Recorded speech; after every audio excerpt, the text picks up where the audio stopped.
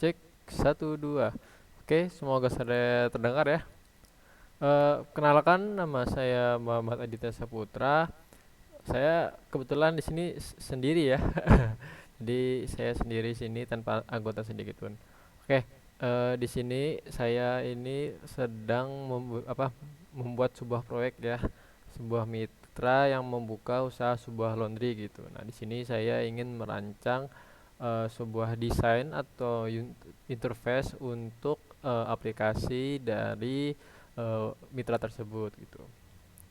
Kondisi saat ini banyak usaha laundry yang mengadakan pencatatan manual berbasis buku, menciptakan poin-poin yang signifikan bagi pelanggan dan pemilik. Oke, yang pertama untuk pelanggan. Pelanggan itu harus datang langsung untuk mengantar dan mengecek cucian. Ketidakpastian mengenai cucian akan menjadi kekhawatiran ya bagi pelanggan, apakah cuciannya sudah ready atau belum, atau bahkan sudah proses sampai mana gitu untuk laundrynya. Yang ketiga itu pilihan pembayarannya terbatas, seringkali hanya menerima tunai. Dan yang terakhir, tidak ada notifikasi saat cucian selesai, menyebabkan lupa mengambil. Ini umum terjadi ya, bahkan bisa sampai seminggu lebih gitu. Pelanggan tuh lupa kalau pernah laundry di situ. Kemudian untuk pemilik, pencatatan manual rentan terhadap kesalahan dan kehilangan data. Yang namanya masih ditulis by buku ya, itu ada beberapa human error maupun technical error gitu. Terus kehilangan otak dapat menyebabkan kerugian finansial dan sengketa dengan pelanggan. Komunikasi tidak efisien masih bergantung pada pesan satu persatu. Oke, di sini saya menggunakan desain eh, fondasi design thinking ya. Untuk memastikan solusi ini benar-benar ramah pengguna, proyek ini mengatur proses design thinking 5 tahap.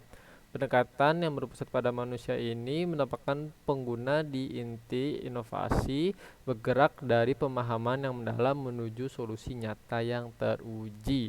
Yang pertama ada empathize, ya ini kita menganalisis nih kebutuhan pengguna, kira-kira apa eh, oh kekurangannya di sini, oh mereka ternyata butuh seperti ini, oh kurang lebih apa tuh namanya, solusinya seperti ini.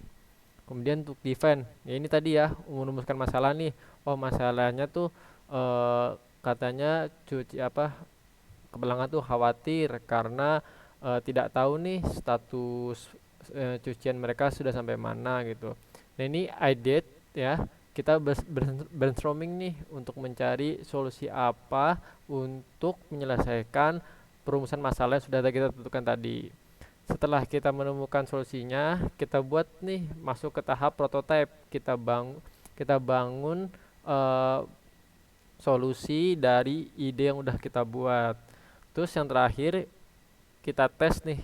Setelah kita membangun, kita validasi lagi, kita tes, kita minta feedback dari pengguna untuk apakah proyek ini sudah berhasil atau belum.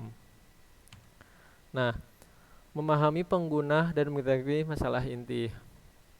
Nah, ini ada salah satu contoh ini ya, pengguna kita namanya Alia. Terus ini ada beberapa pertanyaan yang saya tanyakan. Yang pertama itu bagaimana kita bisa mempermudah pelanggan memesan laundry tanpa datang langsung. Bagaimana kita bisa membuat pelanggan tahu status surat secara real time, dan bagaimana kita bisa membantu pemilik laundry tersebut untuk mencatat pesanan dan keuangan secara otomatis. Gitu ya. Oke, ini point of view-nya dari impact dan effortnya, mulai dari solusi cepatnya, terus juga hasil besarnya, keuntungannya. Nah, nah ini desain web ya yang nanti saya buat, bukan web sih, lebih tepatnya desktop app gitu ya. Oke, mungkin itu saja ya yang bisa saya sampaikan. Ya intinya ini tuh sebuah solusi sederhana untuk membantu pelanggan maupun pengguna agar bisa menyelesaikan masalahnya. Simpelnya itu ibaratnya begini. Coba kita kita ibaratkan itu seperti kita melihat cuaca ya. Jika dulu kita hanya bisa menebak-nebak kapan cucian akan selesai, sekarang kita memiliki aplikasi radar yang menunjukkan secara tepat setiap progres hingga pakaian siap digunakan kembali. Oke, tidak perlu lama lagi, langsung kita masuk ke ini ya, ke desainnya ya gitu.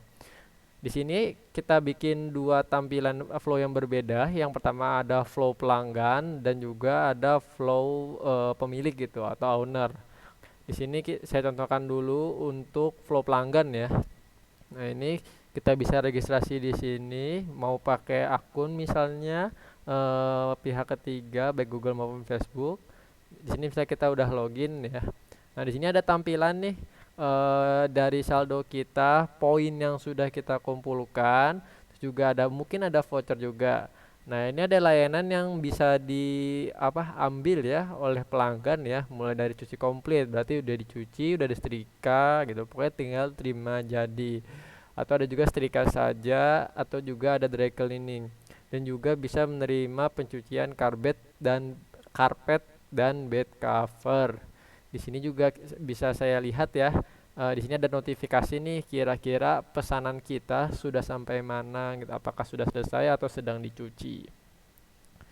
Nah, ini mungkin bisa kita lihat ya detail pesanannya. Kita masuk ke pesan layanan.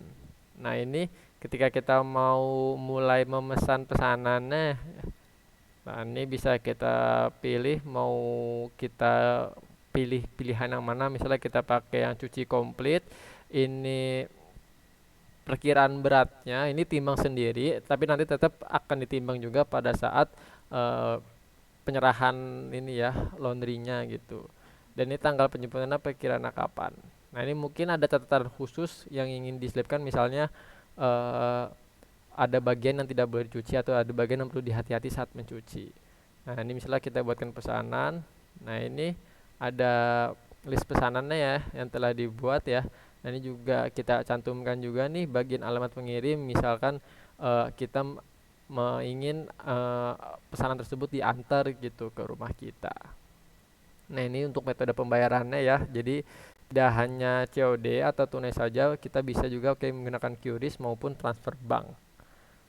Nah, ini setelah kita klik bayar, nah ini invoice-nya nih, hasil dari pemesanan laundry kita.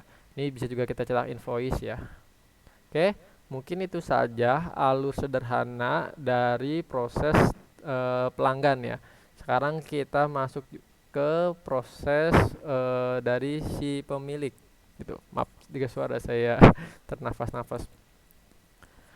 Oke, ini untuk tampilan dari sisi owner ya.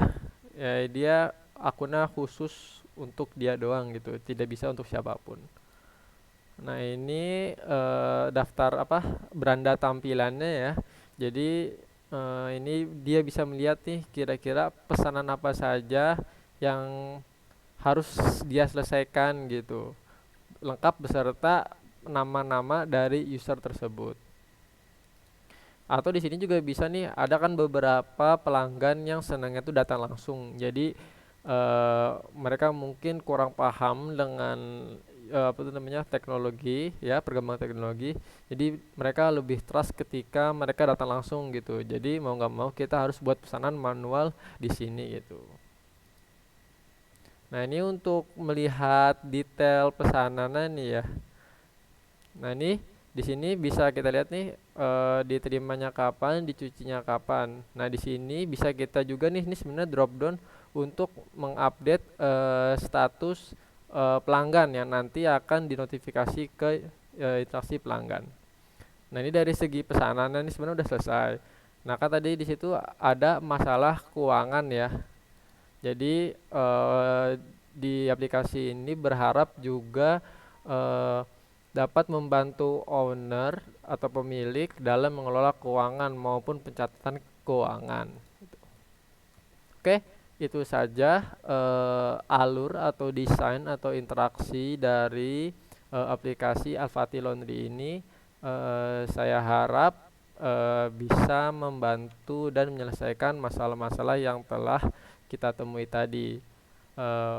Saya Muhammad Aditya Saputra dari Fakultas Teknik dan Informatika Universitas Dian Nusantara. Mohon undur diri. Wassalamualaikum warahmatullahi wabarakatuh. Selamat malam.